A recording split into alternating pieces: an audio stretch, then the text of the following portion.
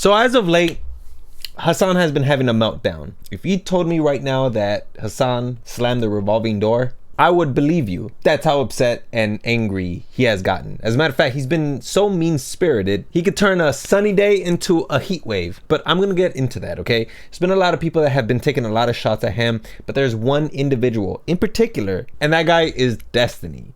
These guys, I feel like now they have the type of relationship Batman and Joker have. Destiny's very bad faith when it comes to debating people that he truly wants to like ritualistically humiliate. How is this not like cringe as f? Like this is the guy that's supposed to be politically informing me? Like why would I need, you know, some barely literate frat boy dipshit like this to read Twitter threads for? I can read Twitter threads. Yeah, so a lot of fun stuff, obviously. He's also gotten into a lot of trouble because just recently he ended up posting a video where he ends up getting up to use the restroom, and then he ends up putting this false video of him pretending to be at his desk watching the video. Overnight, Pakistan launched retaliatory strikes on targets in southeastern Iran, just across their shared border. Did you notice the clip change? If not, I'm going to go ahead and demonstrate it to you guys now. XUC also reacted to the video, and you could tell just by XUC's reaction that he only had about 2 brain cells working at the time of his reaction. Pakistan launched retaliatory strikes on targets in southeastern Iran, just across their shared border. Pakistan claims it took out a number of militants. No, I can't do it, chat. I can't do it. This is too much. And even when you go and check to see the live stream, you can see that Hasan, he's going to use the restroom.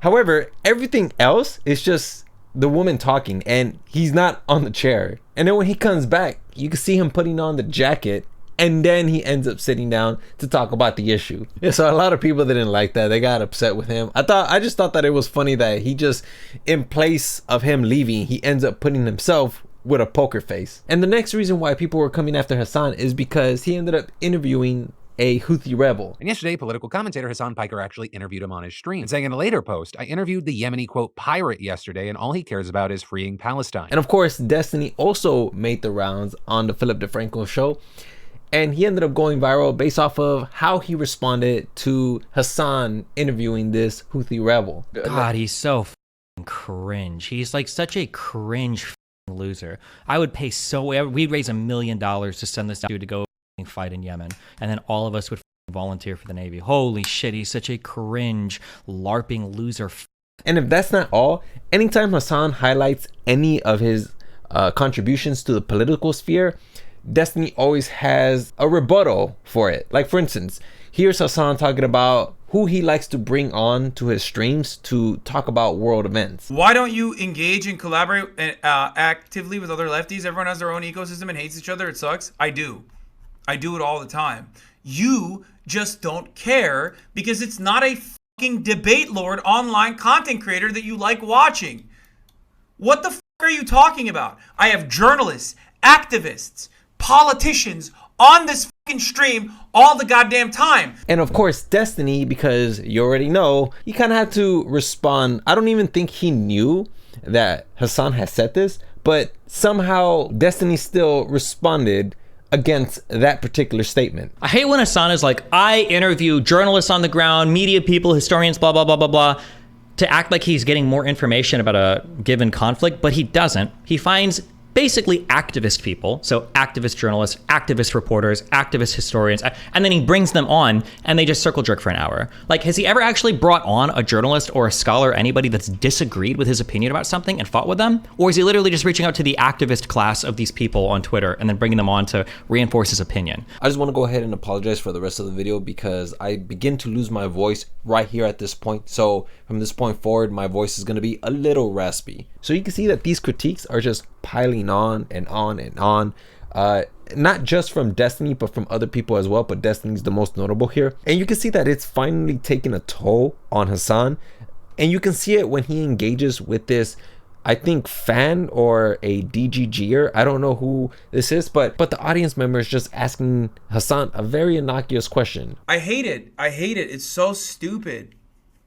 It's so fucking idiotic. No sense of solidarity, nothing. And every single fucking person here, there's a dumb bitch doing it right now. How much a night is your hotel room in Italy? You think this motherfucker is asking out of sheer curiosity, or is he asking so he can go and fucking write a Twitter thread about it. To be like, socialist, by the way.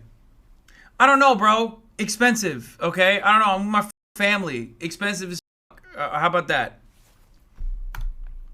Go ahead. Write a fucking Twitter thread about how I'm not doing real praxis or some shit. And you can see in the following clip that even Hasan knew that he was in the wrong. Or that could have been a very normal question. And I am so permanently brain broken from the constant antagonistic nature of like online commentary, especially in a space like this, in the streaming space, that I treat everything as a hostile entity.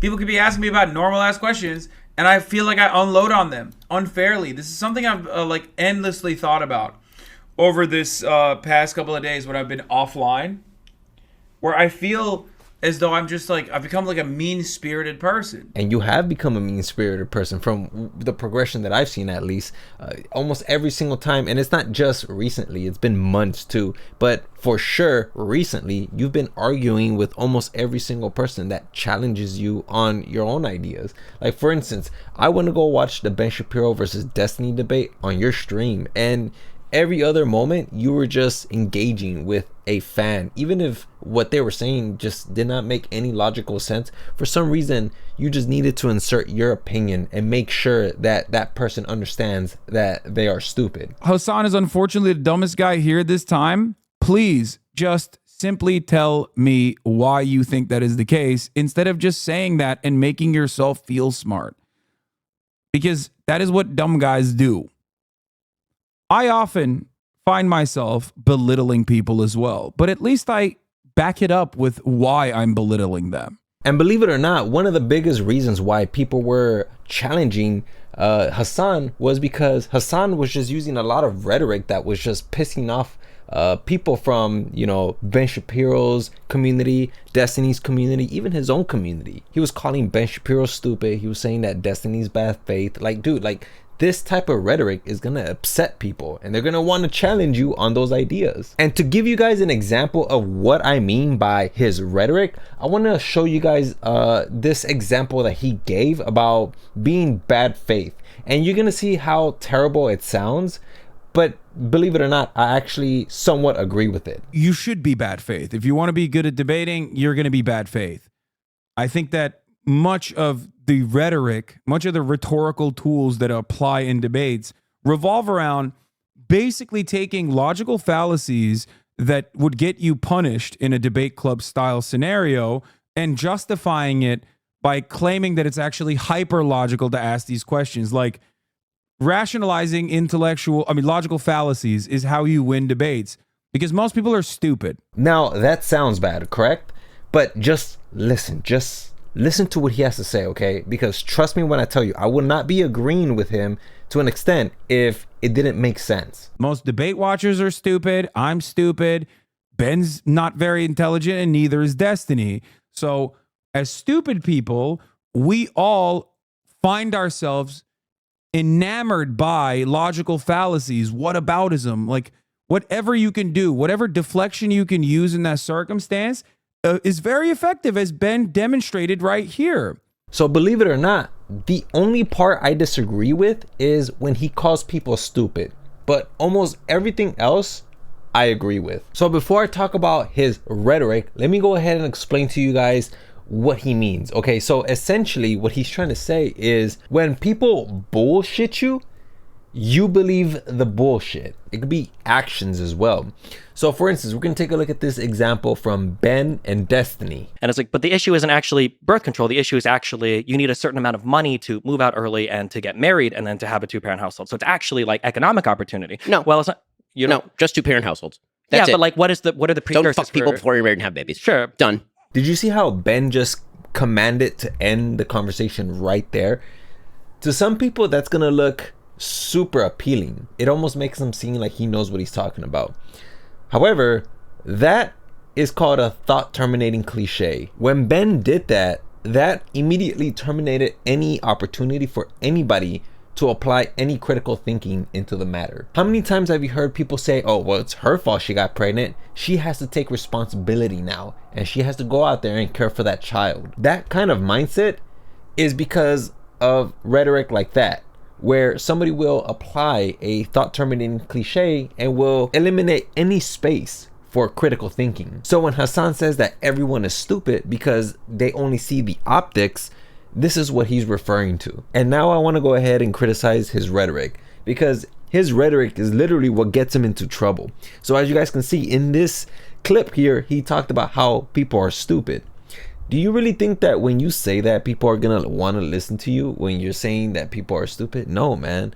And I think that he has to be so much more careful when he's talking about these issues, especially when, you know, he's talking to other communities, because Ben and Destiny's community, they were there watching the debate with Hasan, and Hasan was just going back and forth with them. There's no need for that when you would have just been a little more centered instead of relying on your biases to guide you through that debate. Because his biases were literally guiding him through that debate. There's many times in that debate where Hasan was just face palming himself because he couldn't stand Ben's opinions on the matter. So my criticism to you is, if you're going to engage with other communities, it's best if you fix your rhetoric and your biases, man, because you were wearing those biases on your sleeves like you're trying to show them off, or it was going out of style. Work on your rhetoric, because it'll just open up so many more doors for you. You say you want to debate Ben Shapiro, well, you're gonna have to learn how to respect Ben Shapiro's opinions if you want to engage with Ben Shapiro. Destiny definitely respected his opinions. I saw a lot of like lefties talking about, oh, he should have gone in harder. Bro, like, he's even lucky that he got in the same room with Ben Shapiro. The fact that like both of them had that debate and it wasn't like this blood sport, like that was like an ultimate win. We want to bring conservatives and liberals, or anybody on the left and anybody on the right, we want to bring them together so they can converse with each other. It's not about winning. And I don't know why people are so obsessed with winning, or my side is better than, like, dude, just share ideas, convince them, live by example. It's not that easy, but bro, like, at least that's the best we got to convince another person to participate in a certain agenda that you want to pass. But anyways, I'm gonna go ahead and leave it there, because as you guys can hear, my voice is literally gone, man, like practically gone. I've been doing this video for about like 8 to 9 hours, trying to put it all together for you guys to make sure that you guys understood it perfectly. But I mean, you know, nothing's ever gonna be perfect. But anyways, I want to go ahead and leave it here. I do also want to go ahead and let you guys know that I have an Instagram and Twitter, and if you guys want to go ahead and follow me there, I'm gonna go ahead and leave the links down in the description below. So guys, I'm gonna go ahead and leave it there. I hope you guys enjoyed the video. That's all I have for you guys, and yeah, hopefully you guys learned something today.